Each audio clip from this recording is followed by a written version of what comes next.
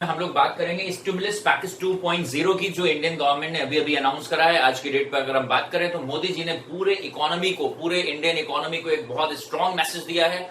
Lockdown के period में Indian economy किसी तरह सर्वाइव हो पा रही थी। बहुत सारे क्वेश्चन मार्क थे, there were so many ifs and buts, लेकिन सारे मार्केट एक्सपेक्टेशन को पीछे छोड़ते हुए 20 लाख करोड़ का एक रिलीफ पैकेज गवर्नमेंट लेकर आई है। यूजुअली स्टिमुलस पैकेज का मतलब क्या होता है ये आपको पता है। स्टिमुलस पैकेज का बेसिक मीनिंग होता है गवर्नमेंट की स्पेंडिंग को बढ़ाना। ये प्रोफेसर इकोनॉमिक्स के जे.एम. कील्स थे, उनका मॉडल था।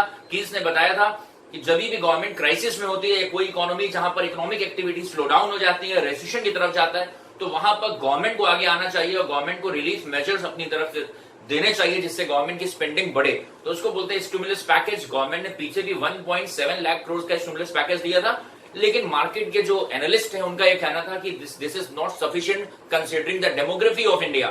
तो अभी अभी मोदी जी ने आज अनाउंस करा है कि 20 लाख करोड़ रुपीस का स्टिमुलस पैकेज आएगा, and this is not going to fight against the COVID. केवल ये कोविड के लिए नहीं है, इनफैक्ट जैसे 1991 के ग्रेट इकोनॉमिक रिफॉर्म्स हुए इंडिया में, जैसे एलपीजी लिबरलाइजेशन, प्राइवेटाइजेशन, ग्लोबलाइजेशन हुआ था, न्यू इकोनॉमिक पॉलिसी बनी थी, बिल्कुल उसी तरीके से है।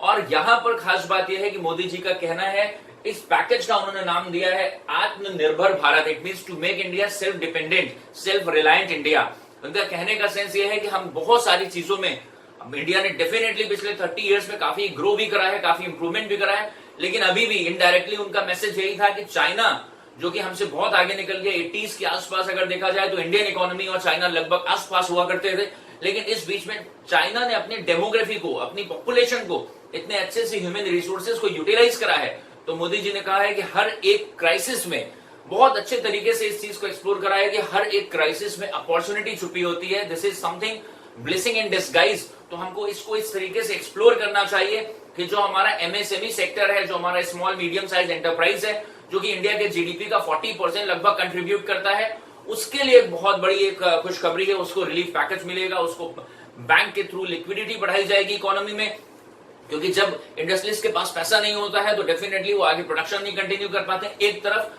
प्रोडक्शन को मजबूत करा जाएगा और प्रोडक्शन, डोमेस्टिक प्रोडक्शन को इतना साउंड बनाने के ऊपर फोकस है। उन्होंने काफी लंबी स्पीच दी, अपनी स्पीच में उन्होंने इस बात को रखा कि हमारा फोकस केवल ये नहीं होगा कि इंडिया के अंदर हम अपनी डोमेस्टिक नीड को पूरा करें, इनफैक्ट हमें वर्ल्ड लेवल पे मार्केट को एक्सप्लोर करना है। हम अपने डोमेस्टिक प्रोड्यूसर्स को इतना स्ट्रॉन्ग करना चाहते हैं, स्पेशली जो हमारे लार्ज कैप्स हैं, जो हमारी हेवी इंडस्ट्रीज हैं, they are already doing good.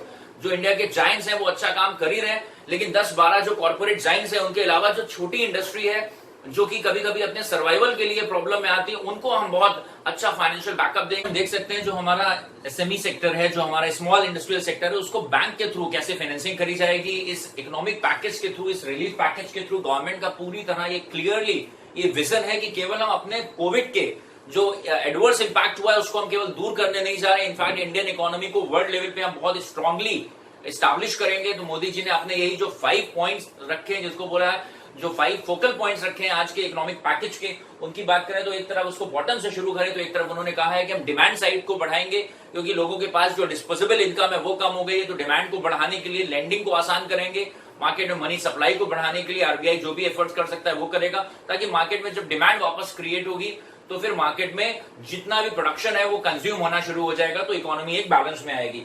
Vibrant demography के ऊपर फोकस है कि जो हमारा लाइफ स्टाइल है लोगों का, वो लाइफ स्टाइल हमारा ऐसा होना चाहिए कि life style full of energy हो।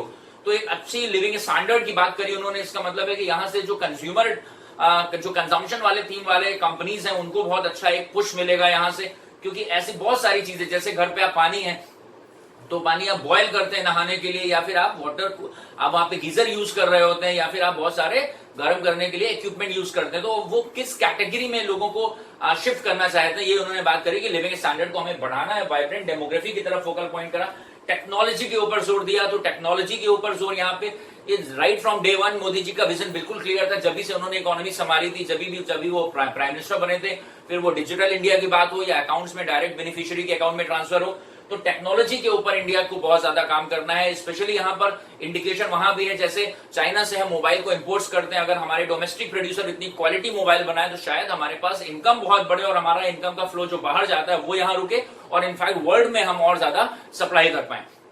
स्पेशली इलेक्ट्रिकल इक्विपमेंट्स की बात करी और जो हमारे टेक्नोलॉजी वाले एरियाज हैं जहां पर where we are lagging behind उसको आगे करने की बात करी, तो टेक्नोलॉजिकल अपग्रेडेशन की भी बात करी, इंफ्रास्ट्रक्चर को लेकर बात करी है, जैसे जो अभी इंडिया में हाईवेज बन रहे हैं, यूपी में जैसे हाईवे है या मुंबई पुणे हाईवे है, या अगर आप साउथ में जा रहे हैं तो ये जो हाईवे होते हैं इससे नेटवर्किंग बढ़ती है, नेटवर्किंग से लॉजिस्टिक स्ट्रांग होता है, गुड्स की कम्यूटिंग आसान हो जाती है।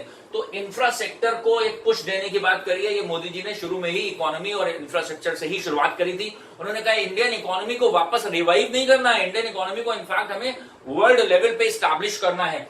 और इंफ्रास्ट्रक्चर सेक्टर की अगर बात करें तो L&T जैसी कंपनीज, इनको बहुत तगड़ा बूस्ट मिलने वाला है इस इकोनॉमिक पैकेज के अनाउंसमेंट से। तो अगर आप, और इस पूरे पैकेज का जैसा कि मैंने बताया कि इसका टाइटल ही इन्होंने दिया है to make India self reliant, Atmanirbhar Bharat. तो एक बहुत लंबा विजन है, this is something related to economic reforms of 1991। जैसे 1991 में इकोनॉमिक रिफॉर्म्स हुए थे एलपीजी के, वैसा ही एक आपको लॉन्ग टर्म ग्रोथ स्टोरी इस पैकेज के थ्रू दिखाई देगी। इंडिया एक वर्ल्ड लेवल पे शेप करती हुई इकोनॉमी के रूप में एमर्ज हो रहा था और अब आपको इसके बहुत सारे पॉजिटिव साइड दिखाई देंगे।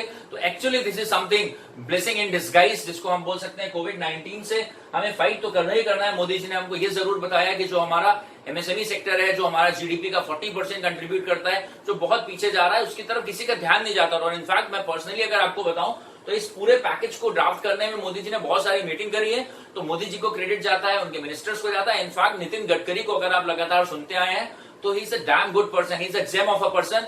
उन्होंने हर एक चीज जो इस पैकेज में नजर आ रही है वो, अब मैं पिछले 5-7 दिनों से लगातार नितिन गडकरी की हर एक स्पीच देख रहा हूँ सारे बिजनेस चैनल पे, तो लगातार वो बहुत क्यूरियस थे एक एक छोटे छोटे सेक्टर के लिए कि ये हमारे ट्रक ड्राइवर ओनर्स एसोसिएशन, इसको ये प्रॉब्लम हो रही होगी, ये हमारे टायर बनाने वाले हैं, रबर फैक्ट्री से इंपोर्ट नहीं हो पा रहा होगा।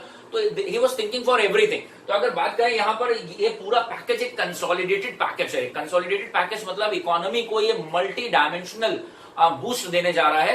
तो इंडियन इकोनॉमी में इसमें इस समय अगर आप स्टॉक मार्केट में हैं या आप में से अगर कोई इन्वेस्टर भी हैं तो आपको बहुत अच्छे यहाँ पे इन्वेस्टमेंट अपॉर्चुनिटी दिखाई देगी। स्पेशली अगर हम बात करें कंजम्पशन वाले स्टॉक में, तो हिंदुस्तान यूनिलीवर में पैसा लगाने वाला है यहाँ पर।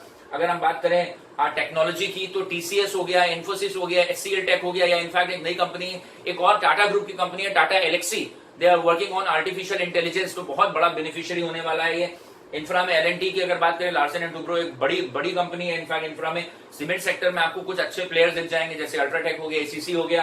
तो ये पूरी चीजें मिलकर इंडियन इकोनॉमी के लिए बहुत ही बड़ा रिलीफ पैकेज है और इंडिया को it will give a road map, it is going to be a milestone in the history of economy. तो अगर ये स्टिमुलस पैकेज 2.0, हम ऐसी पूरी उम्मीद करते हैं कि इंडियन इकोनॉमी इससे, इस कोविड के लॉकडाउन में जो हमारी इकोनॉमी ग्रोथ स्लो हो गई थी, केवल वो बढ़ेगी नहीं, इनफैक्ट हम वर्ल्ड लेवल पे कंपीट करेंगे।